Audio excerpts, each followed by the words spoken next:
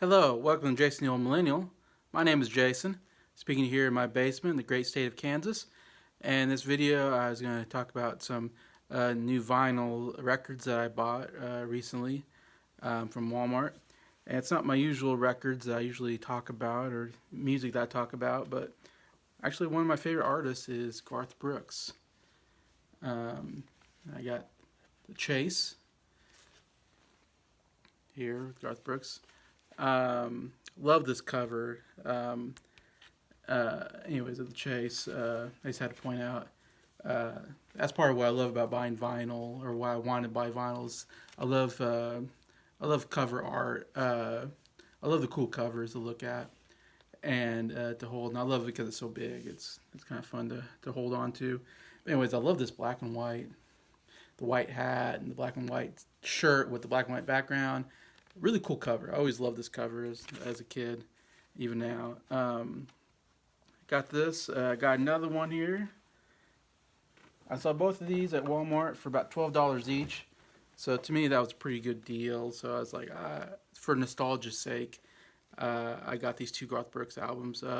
This is No Fences. There, Garth Brooks again with kind of a greenish hue on it. Not as great of a cover as the other one. I find that all Garth Brooks covers are just him in a cowboy hat and a buttoned-up cowboy shirt of some kind. Just looking like a country person. Nothing real big on his, just mainly just the fashion that he's wearing, I guess, is the biggest thing about his albums.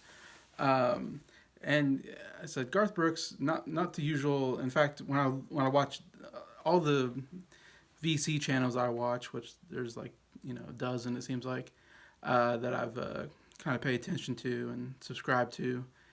Nobody talks about country music usually. Most of them are classic rock type guys. That's usually, I guess, the guys that usually buy vinyl, probably buying albums from the 60s and 70s, back when that was the thing, before cassette tapes and CDs and 8 tracks and all that. So that's the popularity of buying, I think, vinyl. Anyway, so you don't see a lot of country music vinyl. In fact, I don't think I've seen any. Anyway, and I usually just talk about, I love the Beatles, talk a lot about the Beatles on the channel, talk a lot about 60s and 70s music is my favorite, like, kind of genre, either rock or pop or folk music I love. But I do love, other genres at times, like, I love good or I love the really good singers like Celine Dion and Adele. I like some of that. I don't know if you call that pop, I guess. Uh, and I usually don't like R&B, but I can maybe every once in a while listen to something like that and enjoy it. Uh, and then I don't listen to country. Don't really like country that much, but I did. I used to actually be a big country fan when I was real little. When I was about 8 years old, um, my older sister, who was 3 years older than me, became a big Garth Brooks fan and country music fan. Her and her friends. I remember her and her friends used to come over and they used to watch Garth Brooks videos, and it was the biggest thing. And listen to Garth Brooks music, and so that really influenced me as a little brother who looked up to his sister and wanted to be like his sister, and so I liked anything that she liked. So I was heavily influenced by my older sister. Whatever she liked to listen to, I listened to usually. Anyway, so she got into Garth Brooks, and I was probably about 8 years old. And I would say that was like the first musician that I really kind of got into was Garth Brooks, actually. I think before I was 8 years old, I wasn't really listening to like actual music, adult music, I guess. All I was listening to was kid songs. If I remember, I'm not sure what they were, but I remember like my parents gave me like maybe a Walkman or something, and I used to have cassette tapes of like kid sing along songs. And I used to listen to them on long drives to like the Branson, Missouri, on vacation trips and stuff like that. I would listen to kid songs, and my earliest memory maybe of like non-kid songs is maybe John Denver, because my parents loved John Denver, and so they used to play John Denver music on long car rides, and so I kind of had a memory of like listening to John Denver music as a kid, but didn't really get into John Denver as much. I would say. And then when my sister started just obsessed with Garth Brooks. I kind of became obsessed with Garth Brooks at 8 years old. So that was the first time I really kind of got into music. I think when I was about 8 years old, and that lasted about 2 years. I think between the ages of 8 and 10, my sister was into Garth Brooks, so I was in Garth Brooks, and I listened to other country music. And this was like early '90s, so I actually have kind of a soft spot for early '90s country because I not a lot of nostalgia for it because I remember listening to it a lot as a kid. Um, and I can still listen today, enjoy it because I go, oh yeah, I remember that song. I really like that song. I listen to country today, and I don't like it at all. It just doesn't reach me. Um, and my wife loves country music, except she doesn't listen to current country music either. She listens to early '90s country. So me and her can both listen to early '90s country and kind of enjoy it. We're kind of like that similar. When we were kids, we like that kind of country music to say. But yeah, so yeah, I remember, and my dad was never a country music fan, but I think because my sister was, my dad started buying Garth Brooks cassette tapes, and we had a cassette player in the car, and so I remember we listened to a lot of Garth Brooks in the car, and I can remember looking at the cassette tapes and looking at the cover, and looking at the songs and looking at the lyrics and stuff like that. So I have a lot of memories of that. So then when I saw this at Walmart, I had to buy it because I was like, I can remember looking at these covers on cassette tapes, of course, it's very smaller than this, and loving listening to Garth Brooks and just really enjoying his music. And he was one of the biggest artists of the '90s. I mean, he was huge. Obviously, maybe the biggest country star of that decade. But he also was such a good artist that I think people that weren't country music fans could enjoy some of his music too. He kind of really was a guy that could, branch different genres in that sense. I think if you like pop music, you like some of his definitely country, but some of his music you could put in pop categories maybe. Like I said, I'm not a country music fan, but I can enjoy country music if it has a pop element to it. I like, good pop music, so some of the more popish country stars I can kind of enjoy, like Carrie Underwood. I can enjoy some of her music, so to say. Anyways, so yeah. So that's why I got Garth Brooks. About 10 years old, my sister then uh, stopped listening to country music, stopped listening to Garth Brooks really. Kind of when I was 10 or maybe, and she was like 13. And then she got into the Beatles. Like all of a sudden, she switched from Garth Brooks to the Beatles. And her best friend were both like huge Beatle fans all of a sudden. I don't know what happened, but she just became a Beatles fan. And next thing I know, we're listening to a bunch of Beatles music. And my dad, who was a Beatles fan back in the '60s, it kind of, I think, made him kind of go back to being a Beatles fan, and nostalgia, remembering being a Beatles fan back in the day when they were current artists. So my dad kind of fell back in love with the Beatles. At the same time, my sister did, and then I started listening to the Beatles because of my older sister, and I became obsessed with the Beatles, and I'm still obsessed with the Beatles today. So that's like the one artist that I kind of got about 10 years old, and now 28 years later, I'm still loving reading about him and watching stuff about him and listening. I listen to music all the time and haven't got tired of it at all, and still love talking about it, discussing Beatles with people. Anyway, so yeah, so that's what changed everything was when I was about 10 years old. But between 8 and 10, it was Garth Brooks. That was who I was obsessed with. So I picked these two out, and one of the reasons why I really wanted to get these on vinyl is because you can't find Garth Brooks music on YouTube or on Spotify. Evidently, I guess he's on. I heard he's on Amazon Music, but I don't know. I guess I don't listen to Amazon Music or whatever. So I haven't listened to Garth Brooks in a long time. It's been quite a long time since I've really listened to a Garth Brooks song, just because I can't find it on the two places I look for music is YouTube and Spotify. So I felt like I got to buy these and listen to these and kind of nostalgia. Remember reminds me of being a kid, and all that. So that's why I bought these. Now the Chase, I listened to it, and I have to admit that overall, I didn't like the album. I just listened to this when I got it. Overall, I would say I can't say I recommend the album necessarily, unless you're just a big Garth Brooks fan or you have nostalgia like me.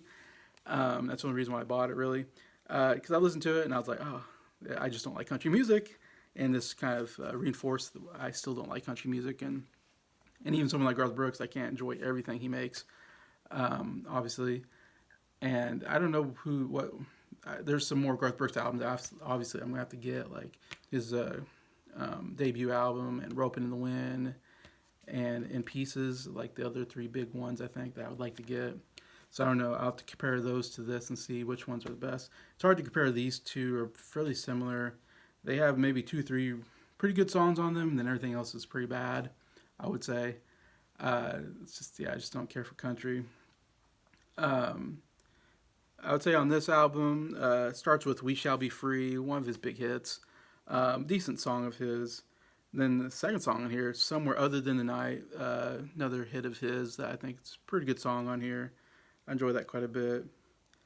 Um, and then my favorite song on here is "That Summer." Is a really good song, and I still really enjoy that. Listening again, I was like, oh yeah, I remember this song. It's really good. The song about kind of this teenage boy working in the fields of this widower, and they have like an affair during the summer. It's that kind of a storyline, anyways. But a really good song. Anyway, so I'd say I'd recommend those three songs off of here: "We Shall Be Free," "Somewhere Other Than the Night," and "That Summer." I think everything else not very good, but those three still fun to listen to.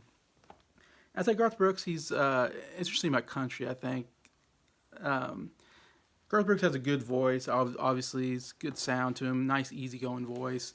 I wouldn't say like he has the greatest range of vocals. Like he stays kind of in the middle.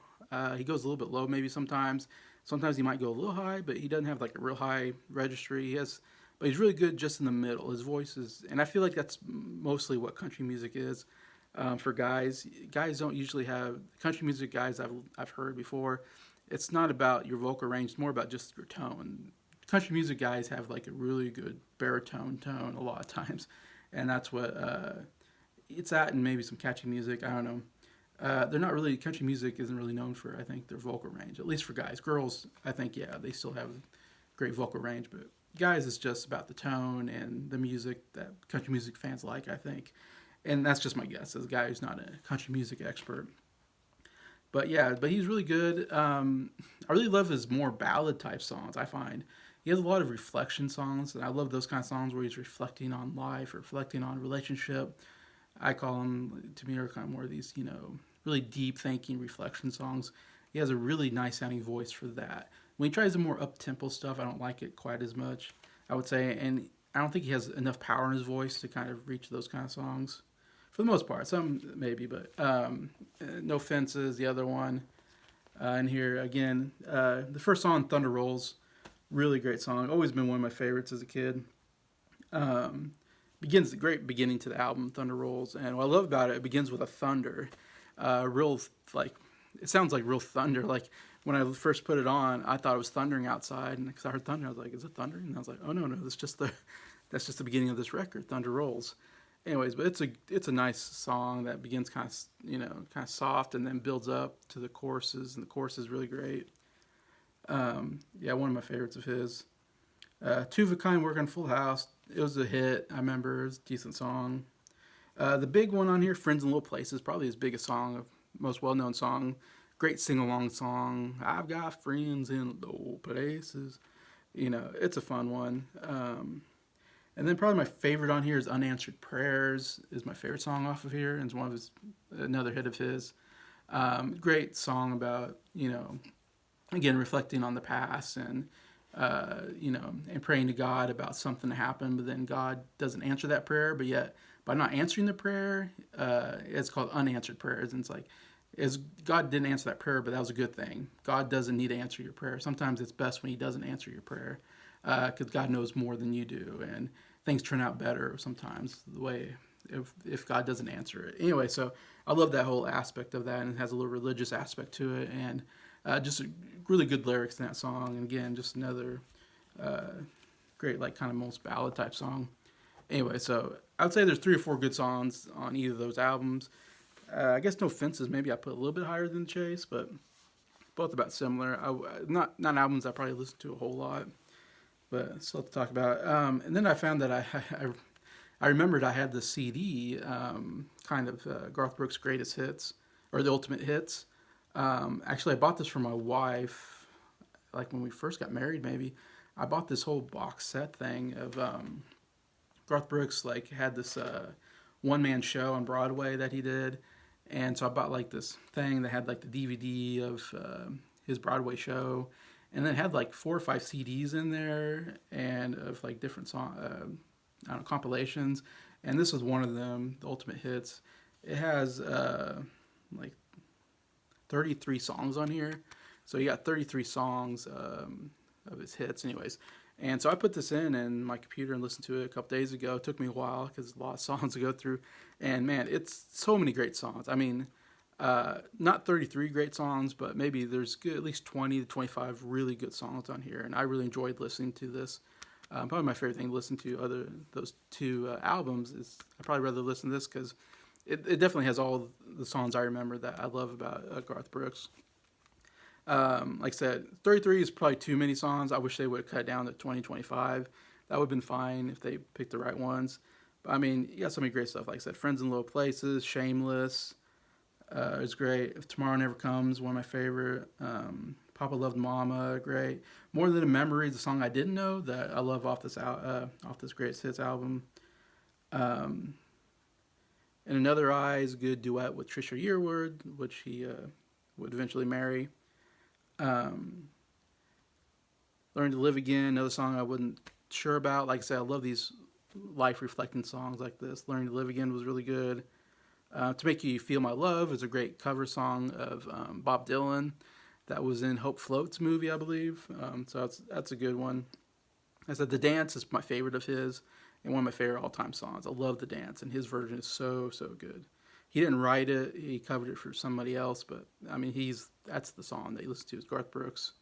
That's on side one. Side two, like I said, you got Thunder Rolls is great. That Summer, The River, really good song, kind of a real inspirational song. Unanswered Prayers, like I said, great. What She's Doing Now, again, another song about thinking about somebody and reflecting on the relationship. When You Come Back to Me Again was off the movie Frequency, which I remember I love that movie, Frequency, really good movie. And he has a song at the end, really good. Standing Outside the Fire was a really popular song of his. I remember they used to play during like the Olympics or something like that. It was pretty inspirational song. And then Rodeo, I guess would be the last one I talk about. It's a more upbeat song, but really good one. All those are fantastic on here. So I almost would recommend this, but I think this is probably more expensive to buy. But I bought it for my wife, but I guess I'll just use it because she doesn't really listen to CDs. I mean, I don't know if a lot of people do.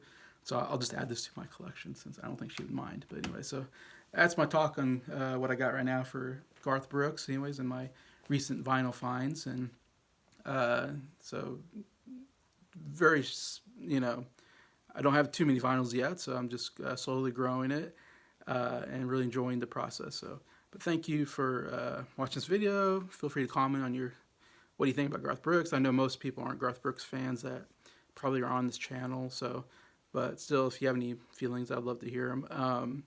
And just, yeah, thank you for, subscribing, and really appreciate all the subscribers for supporting the channel. And just, yeah, hopefully like this video, and I appreciate you. Have a good day.